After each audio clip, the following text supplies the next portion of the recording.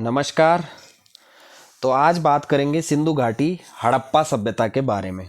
तो इसके नोट्स मैंने बनाए हैं और ये ओल्ड और न्यू एनसीईआरटीज़ का संग्रह करके एक नोट्स तैयार करे गए हैं जो आप लोगों को यूपीएससी के प्रीलिम्स एग्ज़ाम के लिए आपके लिए कारगर साबित होंगे। ठीक है, तो पहले की वीडियोस भी आप लोग देख सकते हैं कि मैंने शुरू से वीडियोस बनाए हैं, चैप्टर वाइज वीडियो बनाए हैं, तो उनको जाके आप चेकआउट कर सकते हैं। बाकी डिस्क्रिप्शन में मैं आप लोगों को उनके लिंक दे दूंगा। ठीक है, तो चलिए शुरू करते हैं। फिलहाल हड़प्पा सभ्यता है जो सिंधु घाटी सभ्यता है उसके बारे में हम पढ़ेंगे और उसके नोट्स फैक्ट जो थे वो मैंने सारे इसमें नोट कर दिए हैं। पीडीएफ मैं आप लोगों को टेलीग्राम में शेयर कर दूंगा। तो सबसे पहले बात करते हैं कि हड़प्पा सभ्यता की खोज। तो सिंधु घाटी की सभ्यता भारतीय उपमहाद्वीप में प्रथम नगरीय क्रांति की अवस्था को दर्शाती है। ठीक है, सर्वप्रथम चार्ल्स मैसन ने 1826 ईस्वी में हड़प्पा नामक स्थल पर एक प्राचीन सभ्यता के होने की जानकारी दी। तो समझ गए कि जो सिंधु घाटी सभ्यता की थी वो क्या इस भारतीय उपमहाद्वीप में क्या मानी जाती है, प्रथम नगरीय क्रांति की अवस्था को दर्शाती है। सर्वप्रथम किसने करा था? चार्ल्स मैसन ने क्या करा? 1826 ईस्वी में क्या करा? इस प्राचीन जो ये हड़प्पा नामक स्थल था, ये प्राचीन सभ्यता को होने की जानकारी लोगों तक पहुंचाई या दी। ठीक है, तो ये चीज़ आप लोग याद रखना। ठीक है, दूसरा पॉइंट है कि सर्वप्रथम हड़प्पा नामक स्थल की खोज की गई थी। इसका श्रेय 1875 ईस्वी में भारतीय पुरातात्विक सर्वेक्षण, ठीक है, आर्कोलॉजिकल सर्वे ऑफ इंडिया के प्रथम महानिदेशक अलेक्जेंडर कनिंघम को दिया गया। इन्हें भारतीय पुरातत्व का जनक भी कहा जाता है। तो इन पॉइंटों को याद रखना, ये इंपॉर्टेंट पॉइंट है।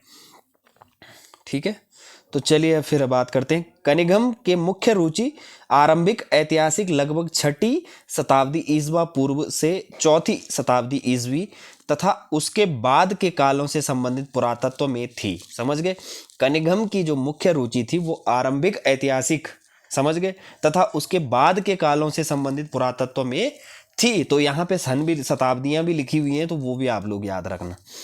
अच्छा, कनिंघम ने हड़प्पा की आरंभिक बस्तियों की पहचान के लिए 4ठी से 7वीं शताब्दी ईस्वी के मध्य उपमहाद्वीप में आए चीनी बौद्ध तीर्थ यात्रियों द्वारा लिखे गए वृत्तांतों का प्रयोग किया था।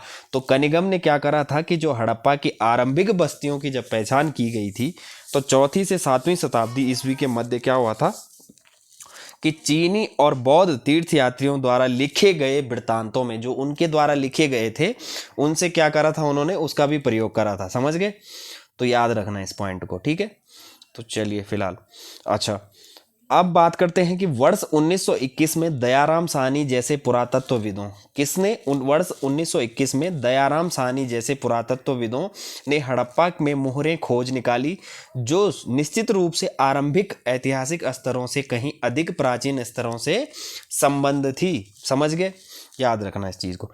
एक अन्य पुरातत्वविद रखाल दास बनर्जी ने हड़प्पा से मिली मोहरों के समान मोहरें मोहनजोदाड़ो से वर्ष 1922 में खोजी, जिससे अनुमान लगाया गया कि ये दोनों पुरास्थल एक ही पुरातात्विक संस्कृति के भाग थे। याद रखना, ठीक है, किसने? रखाल दास बनर्जी ने। ठीक है, तो याद रखना इस चीज को, नामों को जरूर याद रखना। ठीक है, अच्छा, इन्हीं खोजों के आधार पर वर्ष 1924 में भारतीय पुरातात्विक सर्वेक्षण के डायरेक्टर जनरल जॉन मार्शल ने संपूर्ण विश्व के समक्ष सिंधु घाटी में एक नवीन सभ्यता की खोज की घोषणा की। इस प्रकार विश्व को एक नई सभ्यता की जानकारी मिली जो मेसोपोटामिया के समकालीन थी। तो याद रखना कि हड़प्पा सभ्यता किसके समकालीन थी? कौन थी? सिंधु घाटी मेसोपोटामिया के समकालीन है, याद रखना। ठीक है, और कौन थे वो पुरातत्व सर्वेक्षण के डायरेक्टर जनरल? कौन थे? John Marshall. ठीक है, उन्होंने क्या करा था? संपूर्ण विश्व में, याद रखना, ठीक है, सिंधु घाटी का एक नवीन सभ्यता की खोज की घोषणा कर दी थी। तो याद रखना। अच्छा, जॉन मार्शल भारत में कार्य करने वाले पहले पेशेवर पुरातत्वविद थे। कौन थे? जॉन मार्शल कौन थे? जो भारत में कार्य करने वाले पहले पेशेवर, ठीक है, पुरातत्वविद थे। ये कौन थे? पुरातत्वविद थे। कौन से? पहले। ठीक है, ये यहाँ यूनान और क्रीट से अपने कार्यों का अनुभव भी लाए थे। कहाँ से? यूनान से और क्रीट से, याद रखना। ठीक है, चलिए। अच्छा, वर्ष 1944 में REM क्या वर्ष 1944 में REM व्हीलर भारतीय पुरातत्व तात्विक सर्वेक्षण के डायरेक्टर जनरल बने तथा इन्होंने इस समस्या का निदान किया कि एक समान क्षैतिज इकाइयों के आधार खुदाई के स्थान पर टीले के स्तर विन्यास का अनुसरण करना आवश्यक है। तो ये इस चीज़ को समझिए, ठीक है। और इम्पोर्टेंट पॉइंट्स वगैरह हैं तो इनको नोट करते रहिए, ठीक है। अच्छा चलो फिर इसकी बात कर लेते हैं कि 1980 के दशक से हड़प्पाई पुरातत्व में अंतर्राष्ट्रीय स्तर पर भी रुचि लगातार बढ़ती रही है। हड़प्पा और मोहनजोदड़ो दोनों स्थानों पर उपमहाद्वीप के विदेशी विशेषज्ञ संयुक्त रूप से कार्य करते रहे हैं, ठीक है। 1980 के दशक में क्या हुआ है कि हड़प्पाई पुरातत्व में अंतर्राष्ट्रीय स्तर पर भी रुचि लगातार बढ़ती रही, समझ गए। इंटरनेशनल लेवल पे क्या हुआ, रुचि जो है बढ़ती रही। कब, 1980 के दशक में, ठीक है। अच्छा विदेशी में इसमें क्या आ गया, उपमहाद्वीप में के विदेशी विशेषज्ञ, जो विदेशी विशेषज्ञ थे संयुक्त रूप से कार्य करते रहे, ठीक है। इस चीज़ को याद रखना। अच्छा, कार्बन डेटिंग C1 के अनुसार सिंधु घाटी सभ्यता का काल निर्धारण 2350 से 1750 ईस्वी पूर्व निर्धारित किया गया, तो याद रखना, ठीक है। अच्छा थोड़ा सा इसकी बात कर लेते हैं कि जो उद्भव एवं विस्तार, ठीक है, इसको मैं आपको 2 या 3 भागों में पढ़ाऊंगा सिंधु घाटी सभ्यता को। तो अभी फिलहाल मैं उद्भव एवं विस्तार और हड़प्पा सभ्यता की खोज के आप लोगों को नोट्स प्रोवाइड करा रहा हूँ, ठीक है। तो अब पढ़ेंगे उद्भव एवं विस्तार, ठीक है। तो इसके बारे में पढ़ेंगे थोड़ा सा। हड़प्पा सभ्यता का उद्भव ताम्र पाषाणिक पृष्ठभूमि में भारतीय उपमहाद्वीप के पश्चिमोत्तर भाग में हुआ था। कब हुआ था उद्भव, ताम्र पाषाणिक पृष्ठभूमि में, से याद रखना, ठीक है। अच्छा, इस सभ्यता का नाम हड़प्पा संस्कृति पड़ा क्योंकि इसकी खोज सर्वप्रथम वर्ष 1921 में हड़प्पा नामक आधुनिक स्थल में हुई, जो अब पाकिस्तान में स्थित है। तो हड़प्पा कहाँ है, पाकिस्तान में स्थित है। कब हुई थी, सर्वप्रथम वर्ष कब हुई थी, 1921 में हड़प्पा नामक आधुनिक स्थल में हुई थी। क्या हुई थी, हड़प्पा संस्कृति पड़ा इसका नाम, ठीक है। क्यों पड़ा इसका नाम हड़प्पा, क्योंकि हड़प्पा नामक स्थान में इसकी खोज की गई थी। तो हड़प्पा ही इसका, इसलिए इसको हड़प्पा सभ्यता कहते हैं, याद रखना, इस पॉइंट को याद रखना, बस बात खत्म, ठीक है।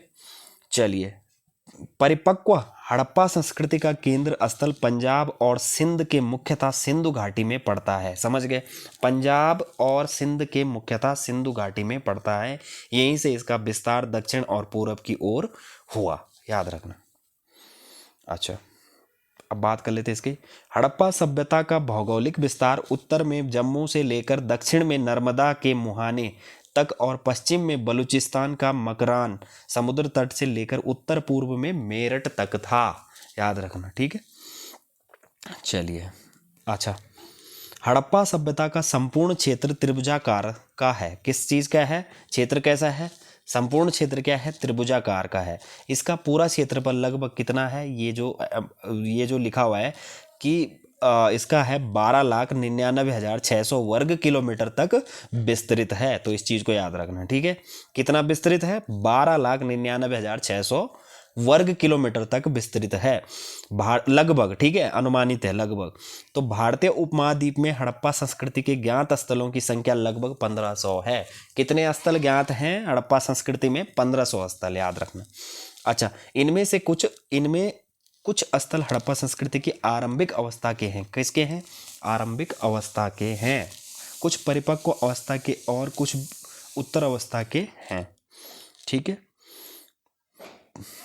अच्छा अभी फिलहाल, अच्छा इसके बारे में पढ़ लेते हैं थोड़ा। परिपक्व अवस्था वाले स्थलों की संख्या सीमित है और उनमें केवल 7 को ही नगर की संज्ञा दी गई है, ठीक है। परिपक्व अवस्था वाले स्थलों की संख्या सीमित है, समझ गए, और उनमें से केवल कितने हैं, 7 को ही नगर की संज्ञा दी गई है, समझ गए। इनमें से 2 सर्वाधिक महत्वपूर्ण नगर थे, पंजाब में हड़प्पा और सिंध में मोहनजोदाड़ो अर्थात मृतकों का टीला। दोनों अवस्थिति पाकिस्तान में है। कहाँ है, हड़प्पा और मोहनजोदाड़ो पाकिस्तान में है, ठीक है, याद रखना। अच्छा, हड़प्पा तथा मोहनजोदाड़ो दोनों एक दूसरे से 483 किलोमीटर दूर थे और सिंधु नदी द्वारा जुड़े हुए थे। किसके द्वारा जुड़े हुए थे, सिंधु नदी के द्वारा जुड़े हुए थे। और हड़प्पा और मोहनजोदाड़ो दोनों एक दूसरे से कितने, 483 किलोमीटर दूर थे, याद रखना। अच्छा, तीसरा नगर चनुदड़ो, क्या है? चनुदड़ो सिंध में मोहनजोदाड़ो से 130 किलोमीटर दूर लगभग दक्षिण में स्थित था। और चौथा नगर लोथल जो गुजरात के खंबात की खाड़ी के किनारे स्थित था। तो याद रखना इस पॉइंट को। पांचवा नगर है कालीबंगा, काले रंग की चूड़ियां, उत्तरी राजस्थान में। छठा नगर था बनावली, हिसार हरियाणा में था। ठीक है, याद रखना इस चीज़ को। अच्छा, सातवां नगर है धौलवीरा, गुजरात के कच्छ क्षेत्र में अवस्थित था।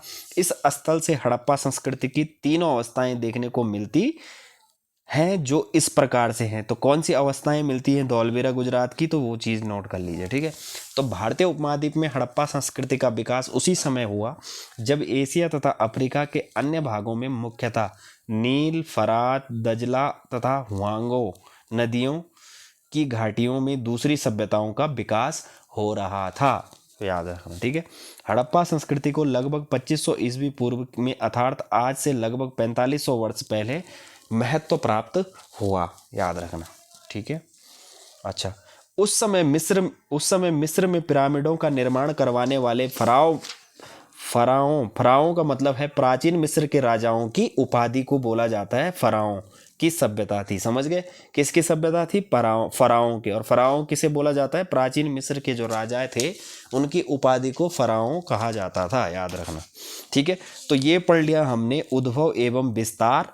और सबसे पहले हमने पढ़ा कि हड़प्पा सभ्यता की खोज। पढ़ा मतलब इसके बारे में जो नोट्स से इंपॉर्टेंट जो प्रीलिम्स में क्वेश्चन आ सकते हैं आप लोगों के पूरे चांसेस हैं वो मैंने आप लोगों को बता दिए हैं। खोज और आपका उद्भव एवं विस्तार। ठीक है, कल हम नोट्स पढ़ेंगे सिंधु घाटी सभ्यता के प्रमुख नगरों के नोट्स पढ़ेंगे कि कौन कौन से नगर थे और उनसे संबंधित क्या क्या नोट्स, क्या क्या क्वेश्चन बन सकते हैं। ठीक है, फिर नगर योजना पढ़ेंगे, फिर सामाजिक जीवन पढ़ेंगे, फिर धार्मिक जीवन के बारे में नोट्स बनाएंगे। ठीक है, फिर वहाँ की आर्थिक स्थिति के बारे में बनाएंगे, फिर वाणिज्य तथा व्यापार व्यावसायिक स्थिति के बारे में बनाएंगे, फिर कला एवं संस्कृति के बारे में बताएंगे, वहाँ की मोहरें वगैरह किस तरीके से क्या थी, राजनीतिक संरचना की बात करेंगे, हड़प्पाई लिपि की बात करेंगे, सिंधु सभ्यता का पतन के बारे में बात करेंगे और परवर्ती हड़प्पा के बारे में सिंधु सभ्यता का देन के बारे में बात करेंगे। तो लगभग इसमें पढ़ने के लिए बहुत कुछ है, लेकिन कल हम नगर के बारे में पढ़ेंगे और थोड़ा बहुत इसकी राजनीतिक संरचना वगैरह जो भी व्यापार विस्तार उस चीज़ के बारे में हम पढ़ेंगे। नोट्स के बारे में मैं कल इनके नोट्स आप लोगों को प्रोवाइड कराऊंगा। ठीक है, पीडीएफ में ये वाली पीडीएफ आप लोगों को मैं टेलीग्राम में शेयर कर दूंगा। ठीक है, अगर देखो वीडियो आप लोगों को अच्छा लगेगा तो वीडियो को लाइक ज़रूर करना है, क्योंकि देखो लाइक करोगे तो मुझे क्या होगा कि एक मोटिवेशन मिलता है जिससे मैं आप लोगों के लिए कंटिन्यू आप लोगों के लिए नोट्स बनाता रहूँ। ठीक है, एनसीईआरटीज़ का। और दूसरा वीडियो जो भी है वीडियो लास्ट तक देखिए और लास्ट के बाद क्या करिए, पूरा लास्ट तक देखिए और उसके बाद आप टेलीग्राम से मैं आप लोगों को पीडीएफ दे दूंगा, तो वहाँ से आप लोग डाउनलोड कर सकते हैं। ठीक है, तो वीडियो अच्छा लगेगा तो लाइक करना और चैनल में नए होंगे तो प्लीज़ चैनल को सब्सक्राइब जरूर करना। ठीक है, तो मिलते हैं आप लोगों को नई वीडियो में। ठीक है, नोट्स अच्छे लगेंगे तो मेरे को कमेंट में ज़रूर बता देना। ठीक है, धन्यवाद।